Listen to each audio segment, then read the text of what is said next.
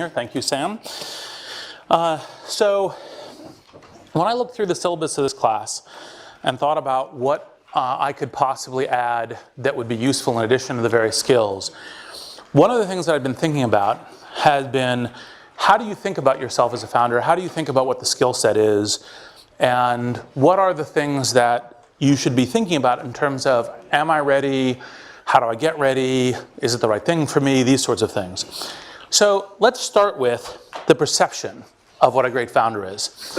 And classically, this tends to be Steve Jobs, Bill Gates, Elon Musk, Mark Zuckerberg, Jeff Bezos. And it's an image of founder as Superwoman or Superman, right? Who has this like panopticon of skills. And I can use the word panopticon because I'm here at Stanford. It's things like, I know how to do product market fit. I'm great at product. I'm great at strategy. I'm great at management. I can fundraise, right? I can do all of these different skills. And part of what you're looking for in a great founder, in the kind of theory of the founder as superperson, is I'm looking for someone who is awesome at all of these things. They are well-rounded. They're diverse. They can bat on all skills. And part of how I found this kind of emphasized in the beginning of my own entrepreneurial journey, as I remember reading an article that said, Bill Gates, who is smarter than Einstein, right? And you're like, well, look, Bill Gates is really smart and is very accomplished, but I'm not quite sure smarter than Einstein is actually a phrase that even Bill would want to be actually next to. And it's partially because I think it's this image of founder as superperson, which is that a great founder is someone who can do anything, jump over tall buildings in a single bound, all of these sorts of things. And the reality, right, is a founder is someone who deals with a ton of different headaches. And no one is universally superpowered. Generally speaking, you hope to have a couple of superpowers, some things that are unique edge to you, some things that are unique to the problem that you're trying to solve, some things that may help you give an edge, because actually competitive differentiation and competitive edge is super important. But it's not actually, in fact, a function of genius. And matter of fact, frequently, it's very hard to tell the difference between madness and genius, because usually it's the results that play out. And sometimes when you're dealing with uncertain environments, you may even be genius and later be thought to be a mad person, or you may be a mad person and you turn out to be lucky and you're later thought to be a genius. So it's actually kind of a challenging set of, like, how do you think about these sets, what is the whole set of skills? And when us mere mortals, come into this kind of battle, what is the right way to think about it? And so, when I thought about this question of how is one a great founder, part of what you get to is, and actually this is probably the slide that for people on, this may have been a suboptimal choice for people on video, but it's like, these are all skills that are super important, right? These are all things that you say, well, okay, this is really, really important to do, and you must, in fact, actually do this well. And it begins to look like a superhuman task. And so what I did is I decided to take a subset of these and focus on some of the interesting things to think about. What is it that actually makes a great founder? Because it's actually not that you score 10 out of 10 on all these, the entrepreneurial Olympiad, right? You are actually the best at all of these things. So let's start with team. So one way to kind of, I think, talk about exploding the myth of the super founder is that actually, in fact, usually it's best to have 2 or 3 people on a team rather than a solo founder. It's not that to say solo founders don't actually play out, and they can successfully, but most often 2 or 3 people is actually, in fact, a much better. When I look at these things as an investor and I say, what is a good composition of a project and founders that are likely to succeed? It's usually there's 2 or 3 of them. And the reasons are because, for example, we've already talked about the fact that there's this very broad set of skills. There's this whole set of questions about how you adapt your company in order to be successful. And if you actually have 2 or 3 founders, you have different skills. You can compensate, because, by the way, everyone has weaknesses. You can compensate for each other's weaknesses. You can, in the diversity of problems that you encounter as a founder, that you can actually attack them. So one of the things that I suggest when you look at essentially a founding team is to have a real high preference for having co-founders, having a high degree of trust for those co-founders, because one of the things that, by the way, part of the whole entrepreneurial thing is there's lots of ways to die. One of the ways to die is you get a year down the road with your co-founders and then you're going through a messy divorce, right? And that is not always, but frequently fatal. And so, and then also the diversity of kind of tasks that you're trying to do. And actually, okay, yes, I was about to say that will be suboptimal from the viewpoint of being able to look at the slides. The next thing is location. And so frequently, I've heard told to me, it's like, oh, Silicon Valley aggregates all of this super talent, which it does, in terms of like what actually, in fact, it's the reason why Silicon Valley startups are so successful is because all of these great people, immigration, which is hugely important for talent and founders and everything else, emigrate here, and that's part of the reason. Now, it's actually, if you think about it from basic math, even if you take something that Silicon Valley is super strong at, which is essentially software skills in the last 2 decades, not all of the great software people move here. Not all of them can move here. There are many of them in various other parts of the world. And so why do I put choice of location as one of the things that comes down to thinking about whether or not you're a great founder? Well, the reason is because what great founders do is seek the networks that will be essential to their problem and their task. And they realize that it isn't just about kind of like I am super person. I can do this anywhere. I can do this, in the Antarctic, etc. Is in order to be successful, I have to go to where the strongest networks are for the particular kind of problem or the particular kind of thing that I'm doing. And Silicon Valley, by the way, is super good at some kind of tasks, some places that you essentially try to solve certain kinds of problems, but it is not good at all of them. Let me take kind of 2 examples. So one is Groupon. I don't think Groupon could have ever been founded here. Even though it's a software product, it actually even generates a network, which obviously a lot of the great networks are here, and uses a kind of internet technologies, a mobile product, and everything else, all of which we have a lot of great skills here in Silicon Valley, and the networks are really good for this. One of the things that's central for Groupon for its early days was having massive sales forces. And massive sales forces, strengths and weaknesses of networks tend to go together. Silicon Valley tends to be pretty adverse to plans that involve we're going to rent a 25-story building, and in 20 of those stories, we're going to have floors of salespeople, and that's how we're going to get our thing going.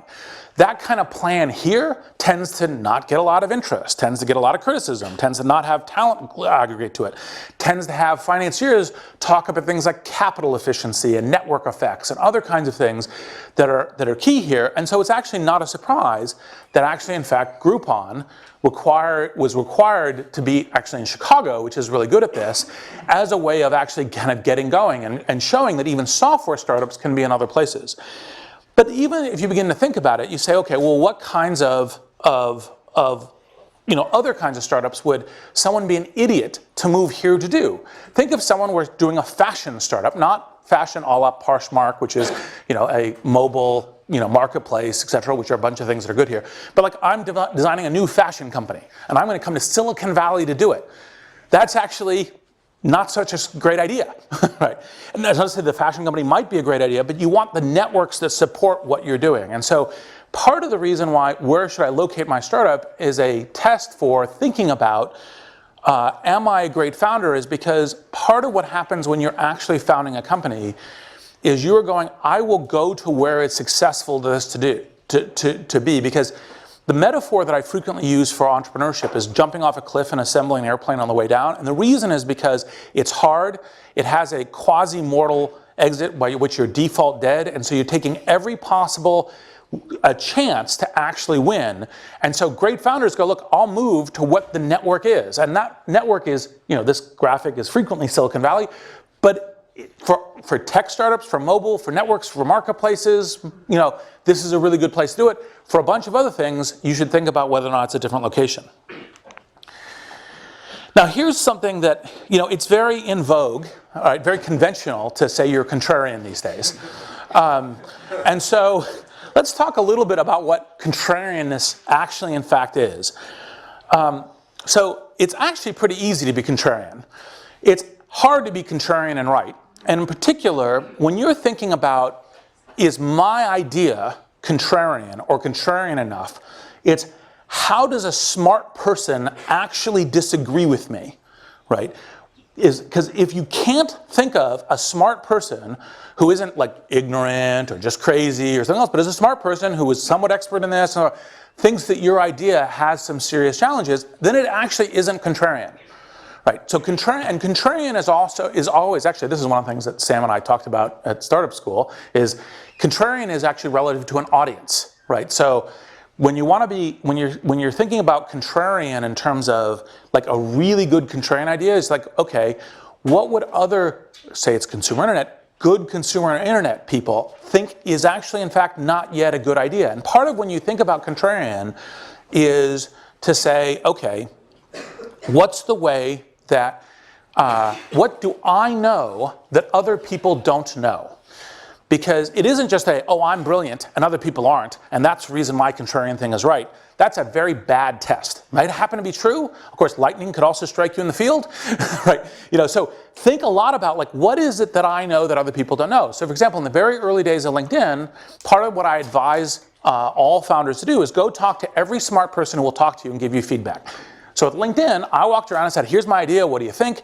2/3 or more of my network, including some of the very, very smart people, all thought I was nuts. And the reason why I thought I was nuts was because they said, well, look, it's a network product. It's only valuable with a bunch of people in it. First person, no value. Invite second person, first person in it, no value for either of them. They already know each other.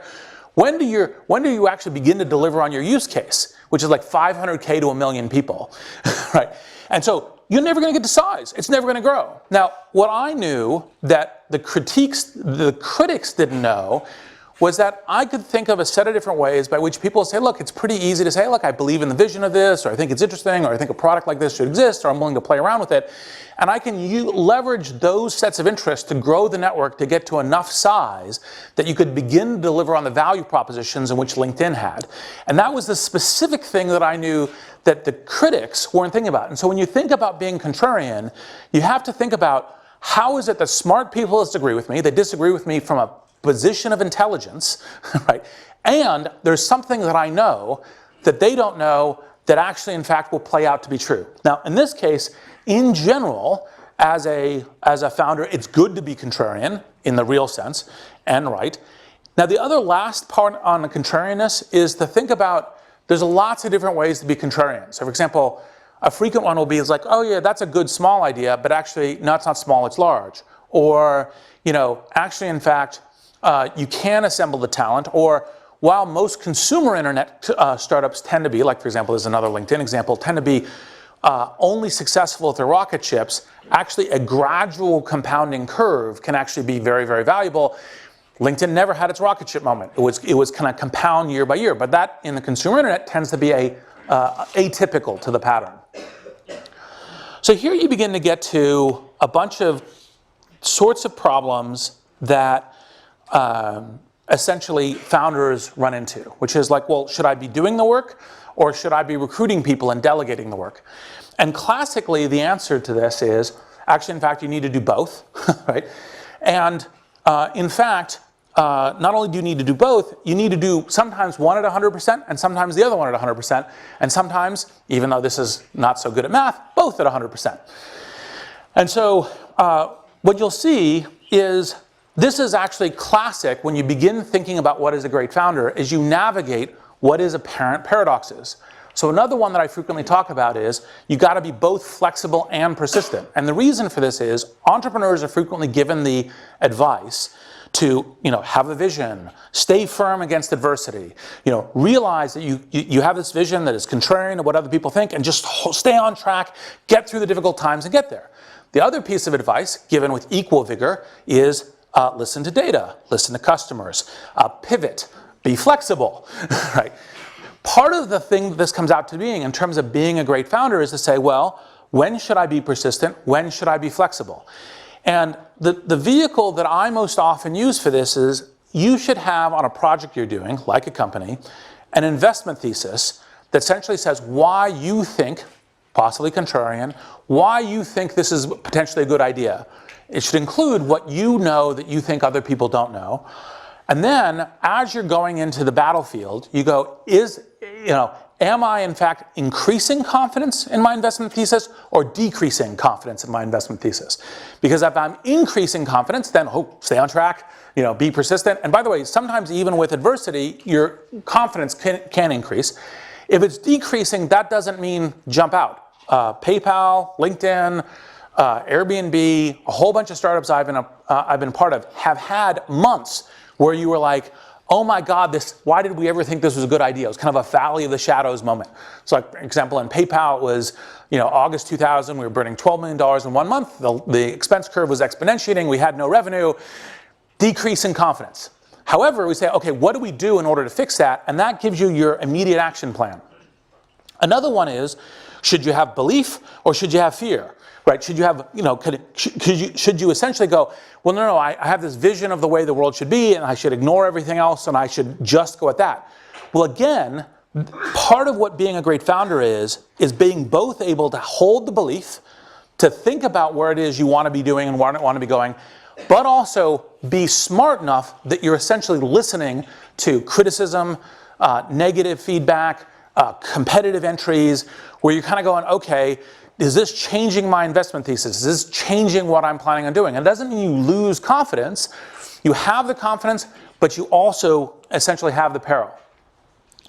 Again, in this kind of thing of how do you put these two things together, should I focus internally, build the product, ignore the world, ignore competitors, etc., or should I focus externally? Should I be recruiting? Should I be meeting people? Should I be gathering network intelligence? Again, the answer is both. And the reason why I'm focusing on these kind of it's both rather than either or is because part of what makes a great founder is the ability to be flexible across these lines, to sometimes be 90% one way, sometimes be 80% the other way, be executing the judgment on what does the current problem look like? How is it that when I'm trying to solve this, that I should say, this is what we should be doing and how should I be dividing the work?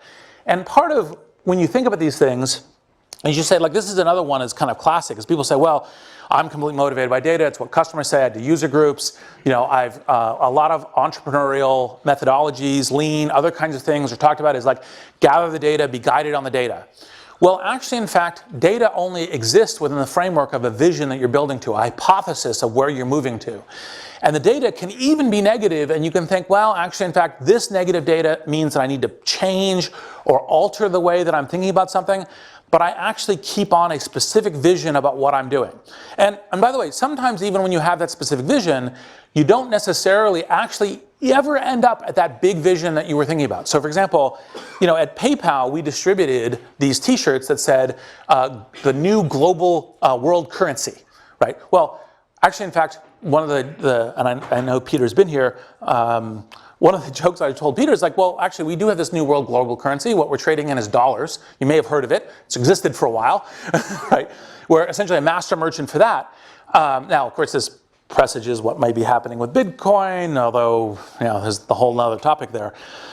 However, the key thing is that vision of saying we are creating a kind of a universal network that allows anyone to pay, anyone to become a merchant, to bring the electronics into the speed of commerce at any business that is being transacted.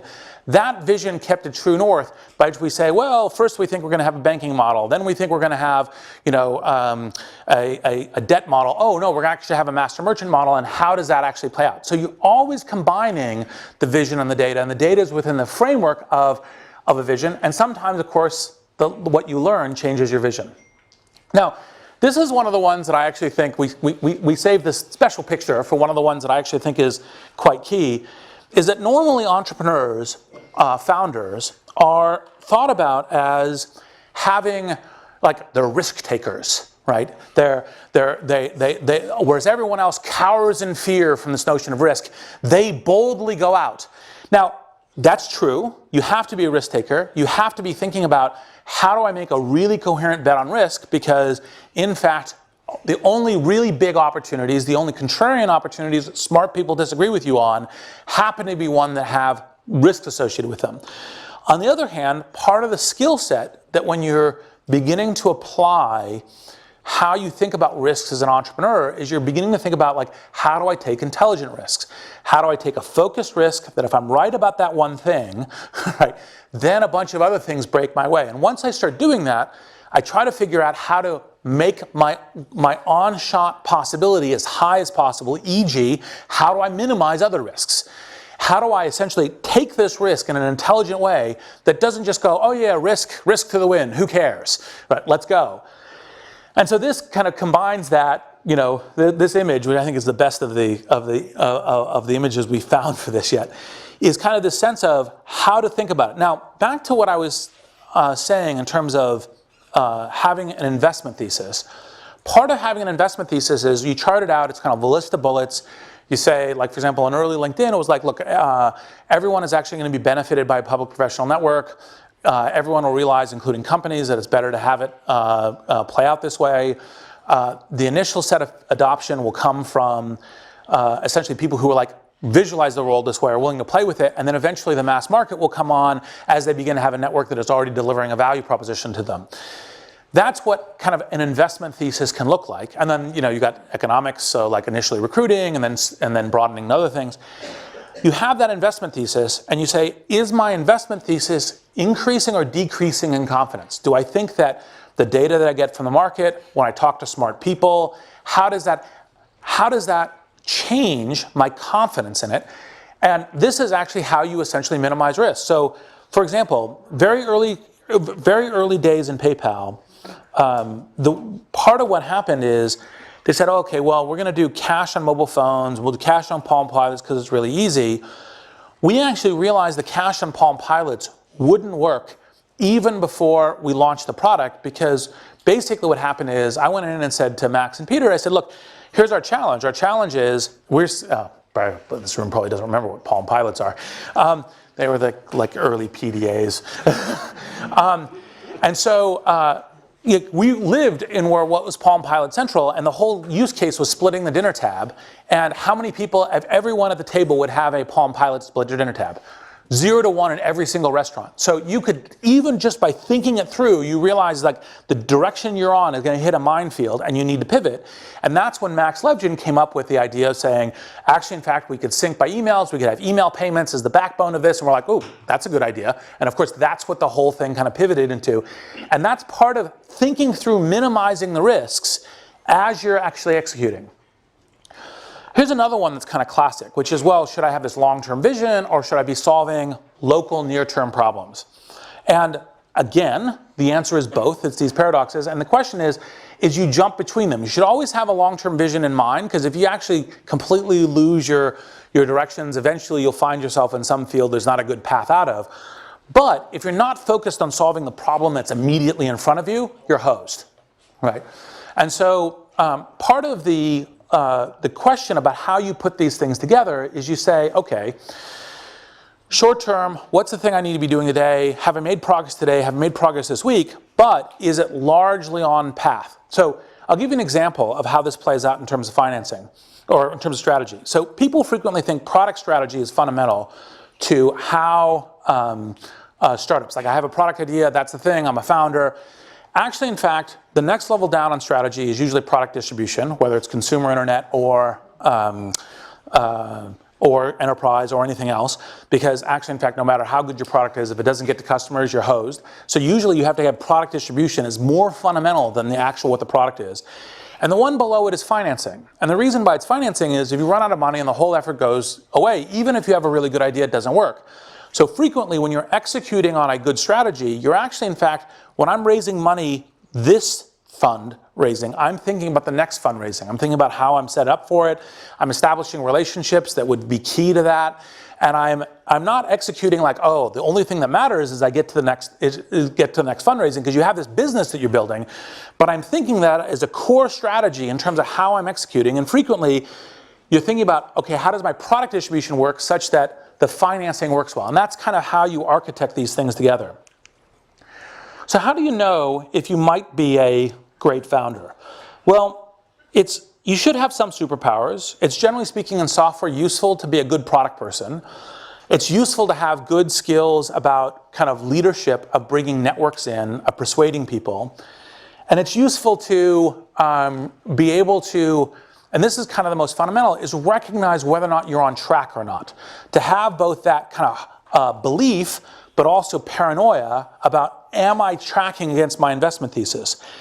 And when you do that the right way, and you're learning, and you're assembling people, and you're assembling networks around you, that's generally speaking how you end up being a great founder. Now, classically, and I deliberately put up 5 white male pictures, is classically you have a kind of these are the iconic founders. But in fact, founders can be very diverse. They can be extraordinarily talented at different areas because there's different kinds of entrepreneurial companies. There's different kinds of problems that they're trying to solve. And I don't just mean diversity in terms of classic, kind of gender, race, etc.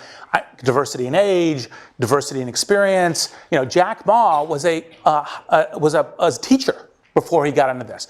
That's the kind of thing that you should think about. And so the question is how you cross uneven ground, how you assemble networks around you, how you get people to assemble this. It's a constantly changing problem to face when you are trying to found a company. And so I think the thing that I was trying to get people to think about with this is to say, there's not one skill set. There's an ability to learn and adapt, an ability to constantly have a vision that's driving you, but to be taking input from all sources, and then to be creating networks around you. And that's essentially what makes a great founder. And your ability to do that while crossing uneven ground in a fog, which is kind of the way that entrepreneurs, because you don't really know, like, did you always know this was going to work? No, unless you're crazy, right? Although sometimes crazy works. So with that, I will now go to a few questions. But it was kind of this mindset of founders, which is kind of key. And if there's no question, here. I'm curious about how on LinkedIn, how you targeted the early adopters, you selected and came up with a strategy for getting the right early adopters that you knew would strengthen your investment thesis and really help it take off. Because it seems like every startup faces that. Yep. That same challenge. So one of the really fundamental things is to think about product distribution as key. And for LinkedIn, we had a couple things going for us. So one, the web was boring in 2003. That basically what happened is everyone had thought the consumer net was over, and so people were doing clean tech and enterprise software and everything else. That's a much harder problem now, because everyone thinks the internet and mobile is interesting. And so breaking through the noise is really key. So the strategy we used wouldn't work. We just actually sent out some invitations to a group of people, and then tuned the mechanism to have, and did PR to get people. Like, one of the decisions we made early that was right was to say, should we only allow it as invite only, or should we allow cold signups? The reason we should allow cold signups is because the people who are super enthusiastic about this weren't necessarily the people we know, so they would sign up and spread it. That sort of thing were all the kind of decisions we made. Now that challenge is much harder, because the challenge when you think about product distribution is how are you competing for potential customers or potential members' time, and what do they think? What do they have to believe in? Back in 2003, it was like, well, a professional network, that's potentially a good idea. What the hell? I'll play with it. There's not a lot of other things for me to look at. Today, there's tons of things. And so your strategy today when you're looking at product distribution has to be, what is my really decisive edge? What is the hack that I know that other people don't know? So. As an investor, when someone comes to you, how do you tell he's a good founder or not from just like our pitch? So how do I know if someone's a good founder or not? Well, it's not. I'm a huge believer in references. Usually, I only ever. Well, actually, no. 100% of the time in this case, I only meet with someone when they come to me through a reference. So one of the things, by the way, is after this I have to run off because I have a meeting that I need to get to. If you want to actually get time and attention with me, find a reference. It's not a pitch to using LinkedIn. It's a question of, this is how you sort out time. You can find like Sam knows me, not to throw Sam under the bus, right? Yes. And so a reference to me is, in fact, the way that I do this. And so, for example, when I met with the Airbnb guys, part of the reason why I could interrupt them 2 minutes into their pitch and say, I'm going to make you an offer to invest. I want to hear the rest of the pitch because I think what you're doing here is magical and awesome, was because I'd already had references on them. Like, that was only 2 minutes, not even 30 minutes, because I already knew about them before coming in. And by the way, by and large, that's some version of that is true of most of the great investors. And it's that network that's really key. I think there was a question over here, too. Here.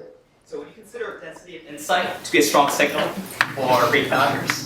Density of insight is a strong signal for great founders. Can you say another sentence?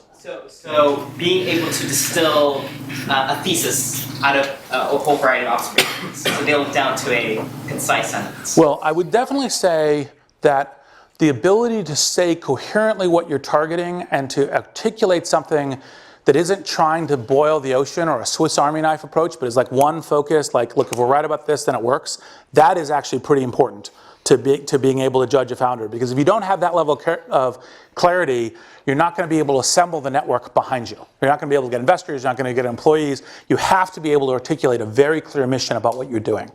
And insight is helpful, although a little bit of this depends on the stage. It is always, if I find myself attracted to founders who've analyzed the problem a good way, but frequently I've seen great founders who do not present good analysis, but have an instinct about what they're doing, and so you more chart what's going on around them. When LinkedIn had like 5 years of ramp up time, like what kept you going to like keep like doubling down on the original? So how did I keep persistence when? Because actually LinkedIn went through, let's see, for those who remember, we were treated as the little alternative to Friendster, then to MySpace, then to Facebook, right? So we had a lot of different, like, we are the little teeny one next to these respective giants each of the time. Ultimately, for me, when I was thinking about LinkedIn, this gets back to the investment thesis as a mechanism. I continued to believe the right economic system design for every individual's life and for organizations' life is to have public professional profiles. That world is the way the world should be. Everyone's much better off with it. And we are getting closer to that than everyone else. It may be that it hasn't taken off as fast as I liked. It may be that the general world is going, oh, this social stuff is really interesting. We could only get in the news in the summer of 2003 by saying we were Friendster but for business, which is completely like nonsensical once you begin to, you begin to look at the thing. But it was like, okay, we'll cover you because it's Friendster but for business. And that was important to begin to get people to pay attention to us. And so the confidence was that world, I still have confidence to believe that it should exist. And no one is getting closer to it than we. It's taking us maybe longer than I'd hoped to get there, but that's okay. So, Sam. When you get it wrong, when you meet a founder that you think is going to be really good and seems to be able to move between these opposing forces, yep. And on paper seems like they're going to go the distance, what is it that makes you get wrong about someone that looks good at first observation? Well, to some degree, you can only fully cross these kind of minefields by actually going and doing it, right? So you can be wrong about your hypothesis. The kinds of things that frequently get wrong are when you think that a person, because they, like for example, one of the tests that I frequently use in an interaction is I push on the idea some. And what I'm looking for is both flexibility and persistence. I'm looking for, no, I have conviction in what I'm thinking and I'm arguing it, but I'm listening to what you're saying and I'm adapting to the concerns and whatnot of how you think about that. Sometimes you'll find someone who says, look, I've learned to mimic that behavior. So I've learned to say, for example, I've learned to look like I'm reasoning with you and I look like I'm thinking about the challenges you bring up, but actually, in fact, I'm ignoring you. Right? And ignoring me, that might be fine. Right? Ignoring the world in general is usually a disaster. And so those are the kinds of things that in the measurement you can see essentially getting wrong. But usually the kind of thing, like most often, like kind of reference questions I ask about founders is like adaptability. Like one of the phrases that I frequently look for is infinite learning curve, because each entrepreneurial pattern is to some degree unique and new, and can you learn the new one, right, is a way of doing it. And so, like, does the learning break down, or is there some major skill set? Is there an ego issue that gets in the way? Like, well, I must be the great, like everyone must adulate me, and that will cause you to behave wrongly in adapting to the problem. those kinds of things. I think I have one last question, the woman in the back. What makes a great co-founding team? And from your perspective, what makes a good partnership when you're evaluating how to be a great co-founder? Co-founding team, how to evaluate, and then how to think about co-founders.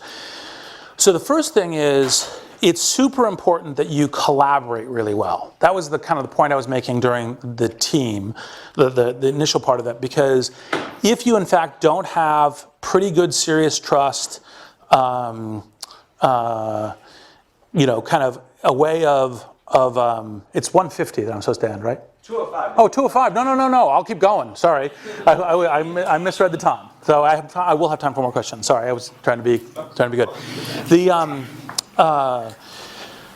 So okay, let me give a little bit longer answer to this then. So the key thing is when you're thinking about founders is, do you have a diversity of the necessary strengths across the whole range of strengths that would be useful? Frequently you need one technical founder, at least. Frequently you need to have someone who is going to be dedicated to the business side, fundraising, these sorts of things. That's kind of classically skill set when you think about the 2 to 3. And usually it's kind of some composition across them. And that's kind of like what you think of as founders 1 when you're thinking about a founding team. When you get the next level deep, for example, one of the things that people will classically tell you is, like, for example, don't invest in a husband-wife team. And actually, that adds a little extra freight to it and everything else, because, you know, there's personal dynamics also upset what's going on. I actually think that what you're looking for is, do they collaborate well? Do they help each other get to truth, right? So, for example, I am most heartened when I'm talking to a team that when they're reasoning to each other. They're not like, oh, we're just all singing from the same thing. It's like, oh, but did you think about this? Or what about this as a challenge? Like, you're navigating the field of battle, which has a bunch of risks.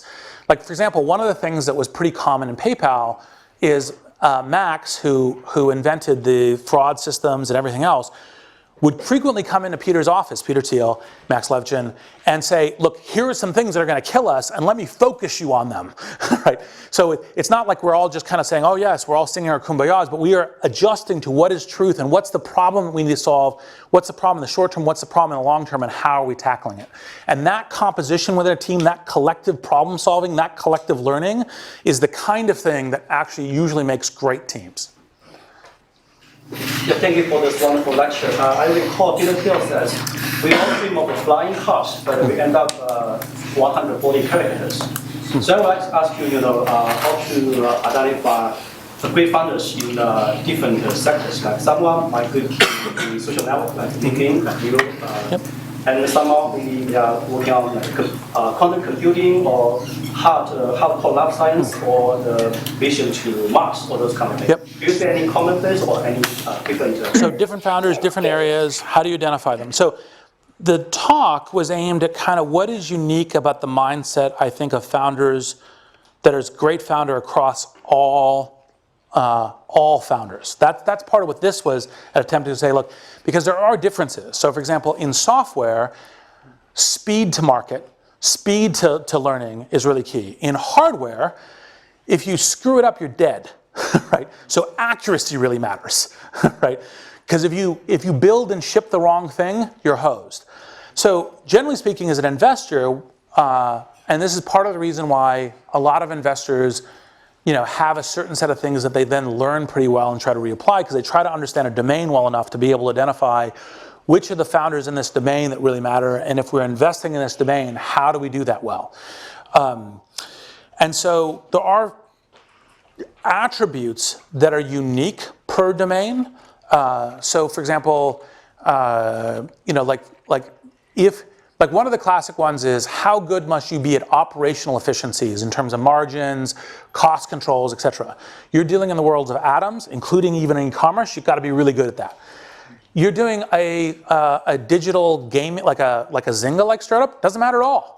Right. So and so you look for that kind of fits and proclivities. And part of the beginning of this is, it's not actually in fact that it's one person is good at everything. I would be like, one of the funniest conversations I had with a guy, a friend of mine who worked for me at my first startup, SocialNet, is he looked at me and he said, Reed, I would never hire you to be a manager of McDonald's. I'm like, yeah, I wouldn't either. I'd be terrible at that. Right.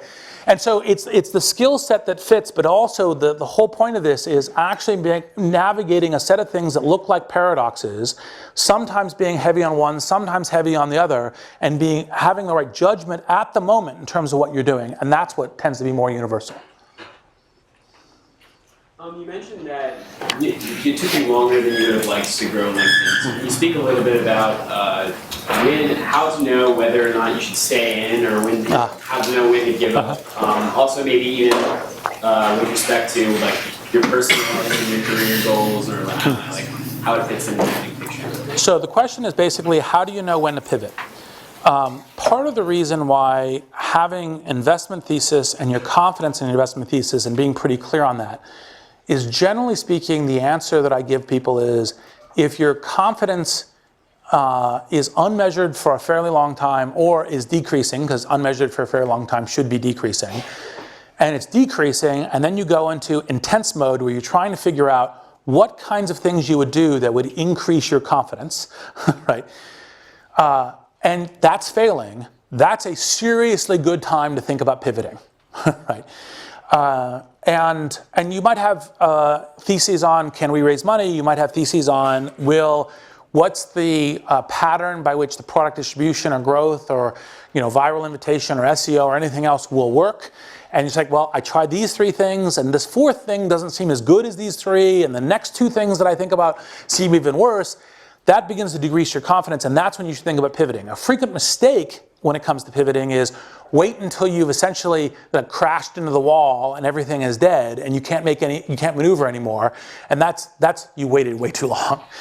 Now in terms of personal career goals and so forth, part of the thing that I would say that is one of the things that I had meant to talk to you during the slides that, since I misread the time, I rushed through it a little bit. One of the classic questions is balance. And I actually think founders have no balance. Like, one of the funniest conversations I ever had was with a governor of Colorado who was like, we're going to attract really great entrepreneurs here because we have this balanced lifestyle. Like literally, if I ever hear a founder talking about, oh, this is how I have a balanced life and so forth, they're not committed to winning, right? And so the only really great founders are, like, I am going to literally pour everything into doing this. Now, it only may be for a couple years. I may do this for a while, then go do all things. But while I'm doing this, I am unbalanced at this thing. It's not to say you don't take breaks, not to say that you don't, go on dates or whatever else. But you're super focused on this because it's really hard and there's lots of ways to die. And that's the reason why the jumping off the cliff metaphor is one of the ones that I classically use. So your definition of contrarianism depends on the idea of identifying uncertain opportunities which others don't necessarily see. Overall, how efficient do you think the startup ecosystem is at identifying good opportunities? So how good is the startup ecosystem at identifying contrarian opportunities? Let's see. That's kind of a challenge because the moment it kind of actually becomes in vogue, it's less contrarian. I'd say it's mixed.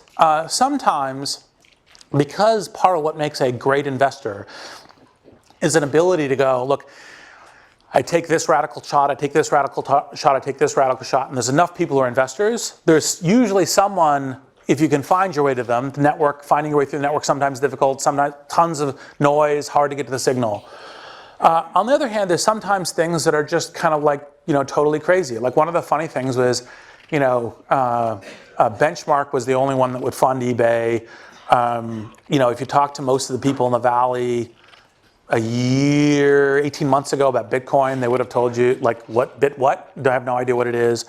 And by the way, it's still unclear how Bitcoin will play out, although I think the fact that there will be a distributed trust system on cryptocurrency is, I think, almost certainly going to exist in the world. And the real question is Bitcoin the first or last cryptocurrency? First, there's new ones and new features. Last, because it's the one that has network effects and is already going. And so I think it's pretty good with it. Frequently what happens is people think they're contrarian because they're doing something they think is in a unique combination. I'll give you 2 examples, and hopefully the founders of these people who sent me these I get about 30 pitches sent to me a day that I basically don't look at unless referral, unless something in the title makes me laugh, in which case I look at it mostly as comedy, and I'll share 2 comedy ones. One of them was wearable diapers, which was the, you have the computer monitoring, whether or not the kid is, taking a pee or a poop, and then let you know, and you're like, if you're that far away from your child and this kind of thing, it's probably a bad sign of other things. And then the other one was customized e-commerce bongs. You're like, ooh, I got a contrarian idea. You're like, yes, you do, but not the right way. Right? So anyway, so I think generally speaking, the system's pretty good at it. In the back? We tried social net ahead of time, I guess. How do you think about creating markets versus discovering them? Yeah. Okay. So this is actually, it's a challenging question. The frequent, and it's a good follow on the contrarian thing. Like frequently, there's this classic thing of, oh, does the market exist yet? Is that because it's going to be huge or non-existent? The good news is it's usually one or the other, right? And so that makes going after something that most people don't think is a market, but you have a reason to believe it, is actually sometimes frequently a good bet. However, it can sometimes completely flame out. And one of the things you're doing when you're testing your investment thesis is, what would lead me to think whether or not there's a market there or not?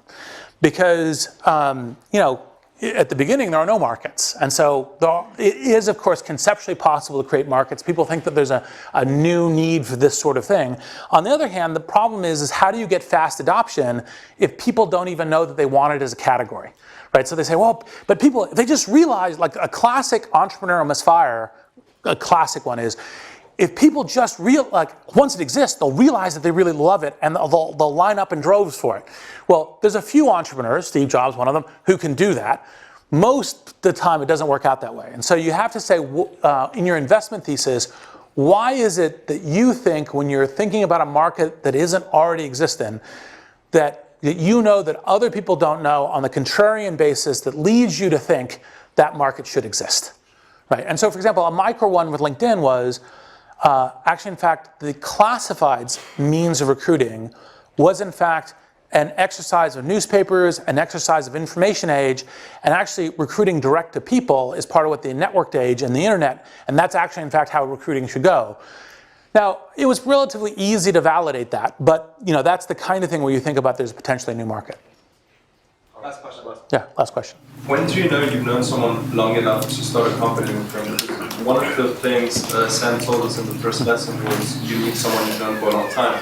But when you guys started PayPal, for example, how long did you, it was a large group of people, so how do you know, okay, I trust these people enough to start a company with them?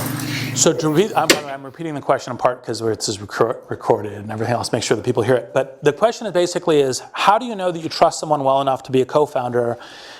There's a whole bunch of different variables that go into it. And look, this is one of the risks that you take. And you kind of get to a thesis of, do I think that I know them well enough? Now, I'll parallel one thing that I think, there's a parallel here that I think is super useful. So one of the things I tell my portfolio company CEOs or founders when they're thinking about hiring a CEO is, I think that the only way to do this is when you get down to the people that you're thinking you may hire as a CEO, you spend 20 plus hours with them, right? Where you go into as much depth in the conversation about anything you think is a possible difference of opinion, belief, work style. So you've identified all this up front so that it's not that you have a contract. It's not like, oh, we're signing a contract and this is how we do it. But we've established the conversation. We've gone to all the parameters. We've had a conversation about what we might agree with or disagree with.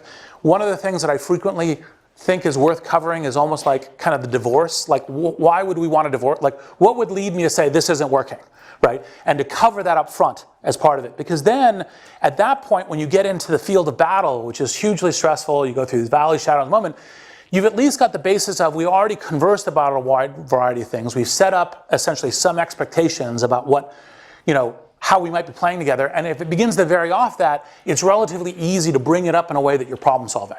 And that's the kind of thing that I think you should be fairly confident that you have that level of trust. For me, frequently, it's to have a set of robust conversations such that it's like if something comes up later, it's like, well, we talked about this inversion, and we can bring that up. So anyway, with that, Thank you very much. Thank you.